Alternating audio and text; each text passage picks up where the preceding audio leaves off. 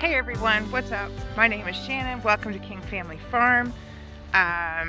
It's really windy. It has been for a week. It's ridiculous. So it's been hard filming. This video has been filmed over a few days. There's just been so much going on. Trying to get everything done. We've had plants delivered. We've had predator issues. We have baby bunnies that were born. We had kittens. There's just been so much going on. So I'm just going to give you a quick tour of what's going on today. And my cat is following me. I don't know what she wants, but she likes to walk with me. So, whew, the wind is just so cold. So it went down to like -1 last night. It has snowed over the last week. We've had snow a couple of times. It's ridiculous. We also had Mother's Day flower sales, so I sold a whole bunch of my daffodils, but there's still lots left in the field, so I'll show them to you because they're really pretty. And some of them blew out more than we were able to use before they got sold. You can see them. Aren't they beautiful? So it's sunny today. It's just so cold. I don't know what's going on, but Mother Nature she's miserable, I guess. I don't know. But anyways, so we're gonna go collect some eggs and finish our coffee and get the farm stand open. Today we're also going to pick up meat chicks, so that's on the list of things to do. So I'm only open today, the farm stand, probably until noon because I have to go get the chicks and I don't have anybody to watch the farm stand, so I have to close it up. But that's where we're at. So it's so windy. I'm not gonna actually open the tent and have it rolled up today because we've got some plants in here that are a little on the delicate side, and of course some of them have just come from a greenhouse and they are not prepared for this weather. So I'm going to show you everything we got in here. And it's noisy in here, guys. We've got lots of marigolds, and there's some rhubarb down here and lobelia. And then we've got some jalapenos, Cali Wonderfuls, which are really popular peppers around here. New Ace is a pepper that will turn red over time. And then we've got some National Pickling and Marketmore 76, which are my favorite cucumbers. I grow a lot of these. And then this year, here's the micro dwarf tomatoes, and they're looking really good. This one's even got some tomatoes on it. And the only reason I'm leaving those on is because it's a micro dwarf tomato and it's not really intended to get really big. So, and then we've got some Napa Chardonnay, some jalapenos, Sugar Rush Peach, Campanacchis, Habanero Francisca, Shishito, Pumpkin Spice. There's some Trinidad Scorpions, Habaneros, Carolina Reapers, more New Ace, Tabasco peppers, which I'm actually excited this year. I'm going to try growing these. And we've got some banana peppers, more jalapenos, some cayenne, some salad. This is curry, more Cali Wonderfuls, Snapdragons, which the reason they're so far down in here is because they don't care if it's cold. They'll actually take a frost. So, and then there's some celosia. And then we have hanging baskets, petunias. I was really concerned actually about the impatiens here last night. I came down here at 1 a.m. and I wasn't sure they were going to actually make it because it was just so cold last night. But I was out here and I bumped the heat a little bit more and they look like they've done just fine. And these are zinnias. We've got some beautiful begonias and geraniums and some tomatoes, more herbs. This is the other thing that I was really concerned about. I wasn't sure if it would do okay last night. It was just so cold. And it's basil. And basil is really super frost sensitive to the point where when I harvest this for market, I don't actually put it in the cooler because it just doesn't like the cold. It doesn't do well. And then we have the cat running off. She was hanging out in here. The cats like it in here because it's nice and warm. So, and we've got some beautiful hanging baskets. This one's one of my favorites. I like this one. So this all, I had to build all these racks this week. So that happened in a bit of a hurry. And then everything got delivered yesterday and I realized I just didn't have enough room. So I ended up putting more shelves. So that worked out. I'll probably do another shelf along the bottom here, but I've got to get some wood long enough to do that. So this was all built with pallets my husband brought home from work, and then some scrap wood that we had lying around, and it does the job. So a lot of this stuff I start myself, and then some of it I bring in, and it's because I don't have a greenhouse to start it in, and the goal is to get there eventually, to have a greenhouse. And we are slowly getting there. So I tend to start the more unusual. We'll get out of this tent because it's just so loud. And I'm just going to keep it zipped up today because it's so cold.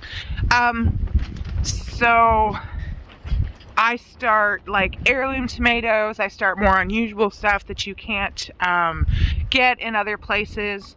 And that's kind of the things that I start at this point. And of course I start the majority of what I plant in my fields to grow for cut flower production and for vegetable production. So, and that's just where we're at this point. It's coming along, we're growing, we're starting more and more ourselves each year, which is kind of cool, and I'm kind of excited about it. So, let's see if I can. It's usually a two-handed job to open this up. And there we go. So there's herbs in there.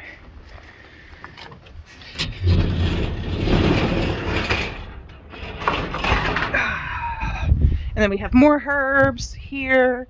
And then I have smaller bags of chick starter because I do have people who buy like just a couple of chicks.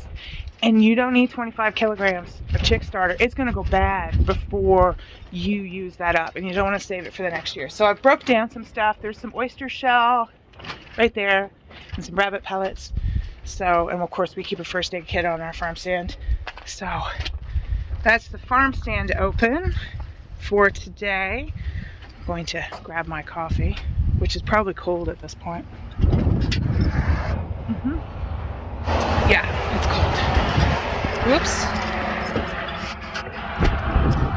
And we'll probably try and do some weeding today. I want to do some watering. We're just not getting the rain, so not only is it really, really windy, but it's not raining. So it's just drying everything right out. And we're irrigating more than I've ever irrigated in May. I'm gonna drop these row covers you can see there, and maybe do a little bit of weeding, and then I'll irrigate it because it's easier to hoe it when it's dry.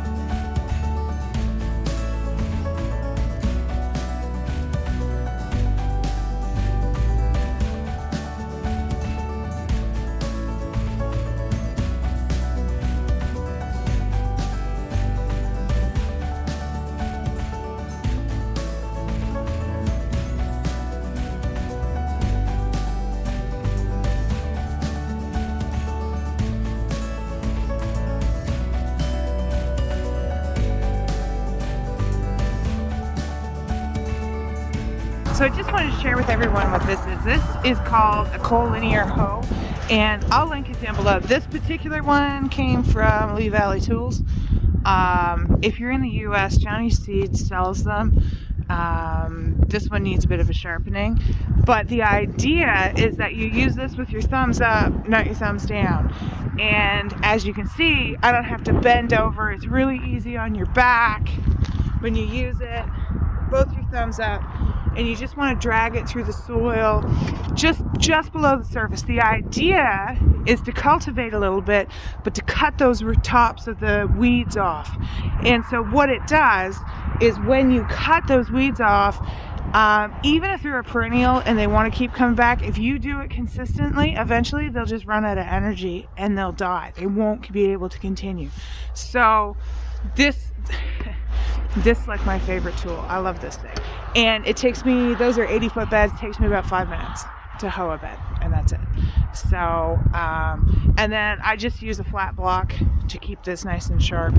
And it does a really great job. I'm a big fan. So it's really windy today, and it is cold. So now I'm going to water everything in because it is really dry. Like, it is super easy. It's easier to hoe with this when your field is dry, but it's like really dry. Like I'm disturbing the soil and I'm not seeing any moisture at all. So it's drier than I thought it was. So I'm going to irrigate, which I don't really want to do, but here we are. And I got to do it with a garden hose because I don't have any drip line. That's hopefully in next year's budget. That's the plan. So let's. So this row here, you can see here we've got cabbage, broccoli, and then this one here has peas and lettuce, which are just getting started. And then I've got some cut flowers in that last bed.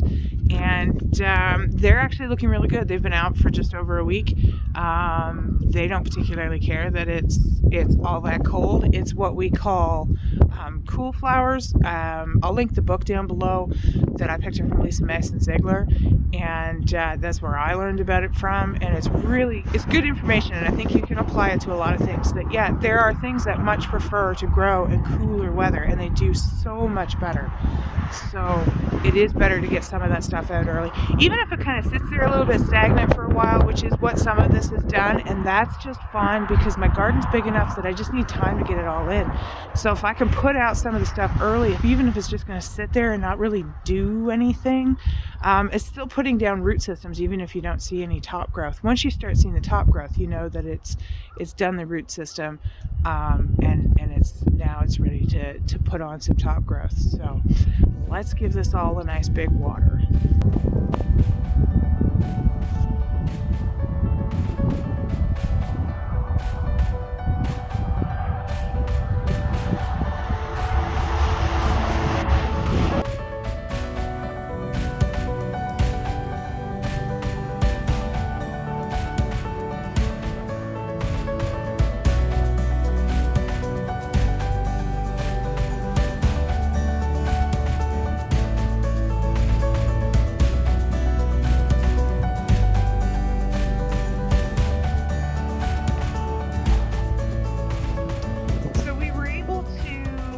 Weed most of the beds, and then what we've done here with the cabbage is we've top dressed it with some compost because cabbage is a really heavy feeder, and I'm going to do the other beds as well, but this is the one that I've just started with, and then of course I have to get going because I have to go pick up the chicks this afternoon. So the cabbage is actually looking really quite good. I'm really happy with it. I'll just turn you around here. And it's just coming along really, really nice. We've just got the 4 red ones, and then it's just green all along here. And then we've got broccoli. And then in here, you can see the lettuce is coming up. We seeded this about a week ago, so I've got 2 rows of lettuce. And then this right here, this is a pea plant coming up, and then 2 more rows of lettuce. So that's what's going on in here.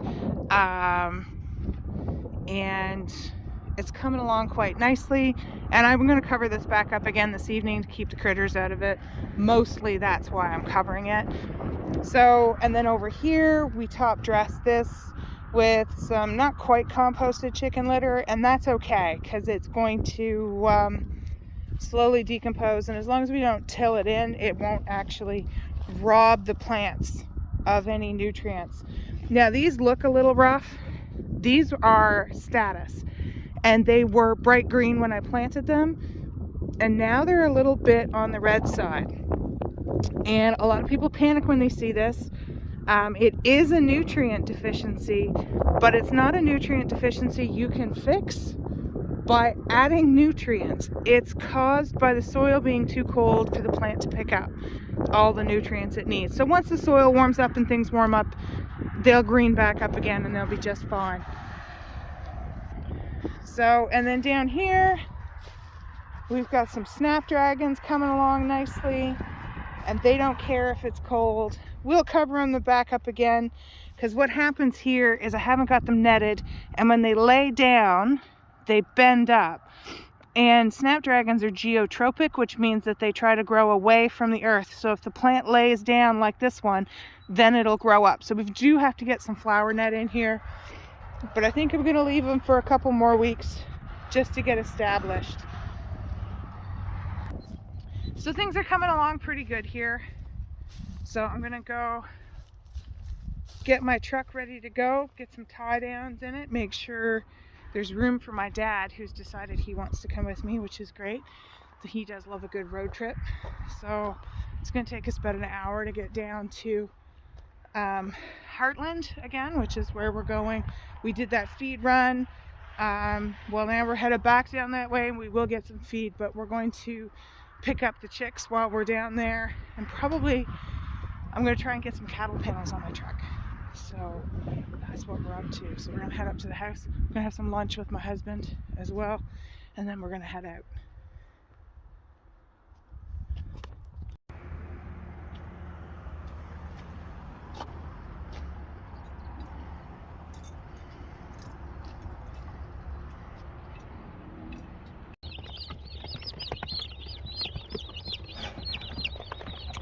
These are our baby chicks. So these are meat kings. They are a commercial meat bird that we raise. They're pretty cool. They're cute right now. They won't be cute in a week. They grow real fast.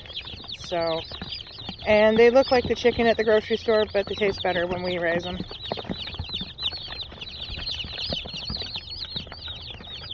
So we're home from the feed store. We have set up the brooder, and which is right here. On the far side, I actually have 5 chicks that I hatched 5 weeks ago.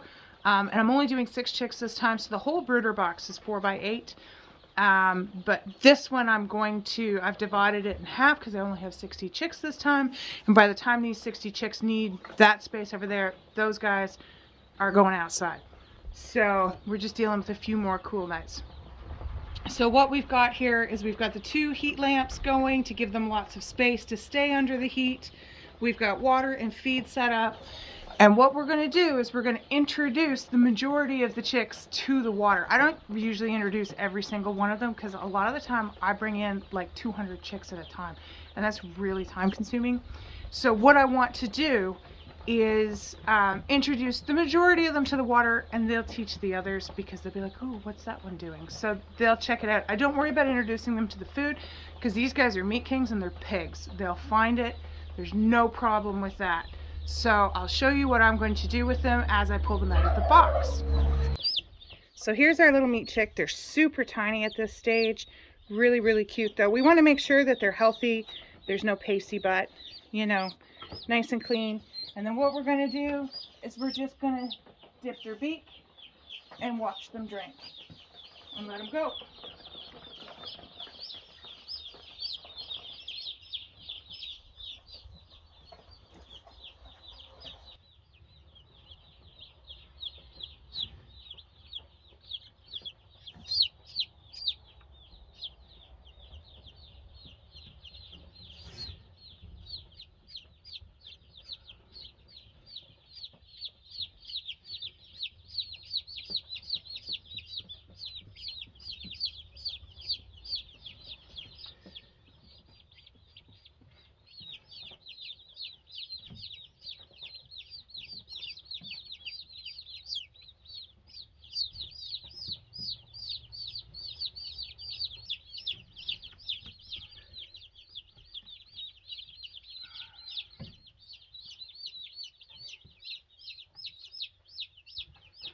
So now that they're all in there, what we're going to do is just observe them.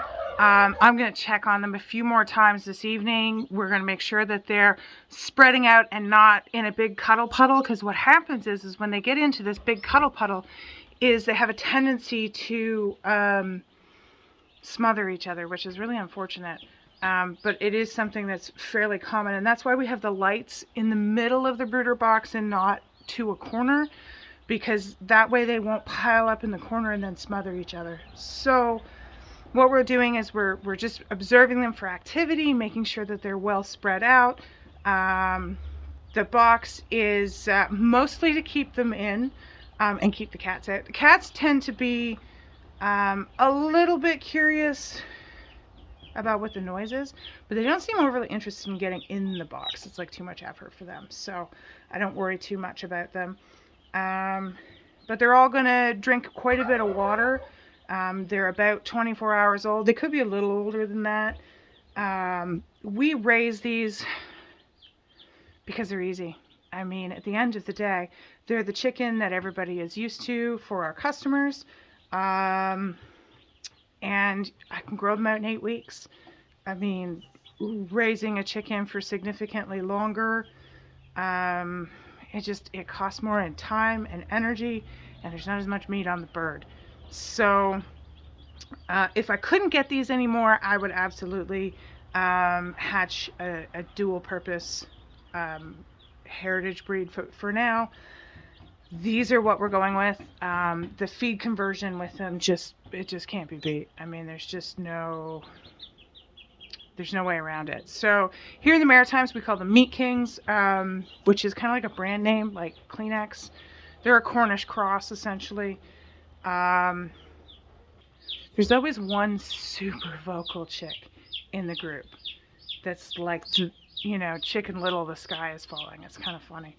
And that same chick makes noise all the way home from the feed store. But anyways, if we couldn't get these anymore, would we raise something else? Absolutely. But they're just the most efficient bird at this point. You can, I think, buy sexed chicks from different feed stores. I do not. I take a straight run of them, mostly because they put on weight differently. So the males get beefier faster, and we just process them out first, and that spreads out the work for me. So these guys pluck really well as well. They're really easy to clean, and they're just a nice meaty bird. I can get like an 8-pound bird in 8 weeks, and you just can't do that with a heritage breed. So anyways, we really like them. The kids love them. They're adorable. They're fluffy for about a week, and then they go through this weird teenage phase where the feathers just don't keep up with them and they look really awkward. They're not cute anymore. So we'll keep them in here in this brooder for 2 weeks, possibly 3 this time of year. It really depends on the weather and what we're experiencing, and then we kick them out on pasture. So they'll have the 2 lights nice and close for them to stay warm for about a week, and then we start raising it up and tapering it off and getting them used to that cooler weather. They're fairly hardy. I know some people have said that they're not, but I find them quite hardy, surprisingly. We just have to really watch them right at the beginning, that they don't do dumb things like stand in the water or, you know, that kind of thing. But otherwise, they're pretty good. So we just make sure that they've got a steady supply of feed and water. I free feed my meat kings. I know some people weigh out their feed so they don't grow too fast, but I find because we put them on pasture, it's not a problem for us. So I just free feed them. Whatever they'll eat, I just fill them up. So, and they eat about, I've raised them indoors. Outside they eat up to 30% less feed because they actually forage quite well. A lot of people will say they don't forage, they don't move, they just sit and eat. I have never experienced that. I have never experienced a group of lazy meat birds, and that's probably the way we raise them. So, but when we get ready to move them outside, I'll show you what that looks like, what the pen looks like. It's really simple. We try to keep it really easy here. So yeah, so that's kind of it. So I got to finish unloading my truck. I got cattle panels today. I got feed today. So we're going to get that done. I got to cook dinner for my family. I think the kids are eating at my in-laws, which is next door. So that's going to help me out. But my husband would probably like to eat some dinner. So would I. So we'll work on that. And so the key, though, with them is to make sure that they're warm enough if they're scampering around. If they're cold, they will be in a great big puddle. They won't spread out and explore. So then you need to either, if you have brooder plates, you lower it down. With the lights, you either need to kind of spread them out to give them more room or lower those lights down to the ground. I try not to get them too close to the ground. And then I'm going to put a piece of vinyl over the top of half of this tonight to help keep some of the heat in, because it's actually going down, it's going down to just above freezing again tonight. Usually I don't bring these guys in when it gets this cold, but the weather has been special this year, so that's where we're at. So yeah, my kids are going to be super excited when they see these guys. So thanks for joining us today. Don't forget to like, subscribe, and share. We'll see you here next time on the farm.